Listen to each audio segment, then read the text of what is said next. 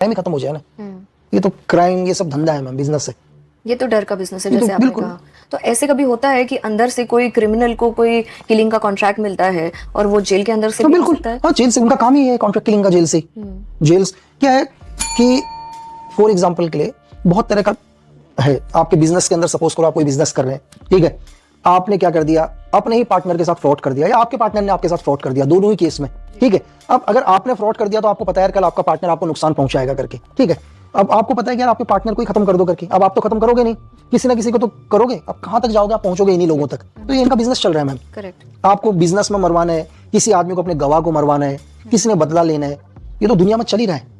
जी जी। मतलब कोई कहता है आप दुनिया के अंदर सब कुछ बंद करवा सकते हो, इस धरती में एक चीज बंद नहीं करवा सकते, वो किसी की हत्या बंद नहीं करवा सकते। आप चोरी बंद करवा दोगे दुनिया में, आप दुनिया में इतना खाना दे दो, इतनी सब चीजें प्रोवाइड कर दो, लोग चोरी नहीं करेंगे, है ना। आप दुनिया के अंदर हर चीज बंद करवा सकते हो जो भी मिलती है दुनिया में। आप मर्डर्स, हत्या, बदला, दुनिया के अंदर क्या है, हो सकता है कई बार लालच में हत्या नहीं होती है, हत्या वर्चस्व के लिए भी होती है ना। आप मोटी, मतलब मुझे आपसे कोई दुश्मनी नहीं है, लेकिन मेरा ईगो हर्ट कर दिया आपने, है ना। तो एक हत्या ऐसी चीज है जो आराम से चल रही है और अनंत काल तक चलेंगी। जरूरी नहीं है कि लोग पैसों के लिए हत्या करते हैं, ऐसा कुछ भी नहीं है, लोग वर्चस्व के लिए भी हत्या करते हैं। ये बहुत बड़ी बात बोली आपने। क्योंकि आप तो सब, आपने खाना प्रोवाइड कर दिया, चोरी बंद हो गई, सब कुछ करवा दिया आपने, दुनिया के अंदर नशा ही नशा दे दिया, दुनिया के अंदर सब कुछ बंद करवा सकते हो आप, लेकिन यही नहीं बंद करवा सकते। बिल्कुल सही कहा आपने जी। जेल के बारे में मुझे ये जो भी जानकारी है उस हिसाब से नशे का भी एक बड़ा कारोबार जेल से चलता है।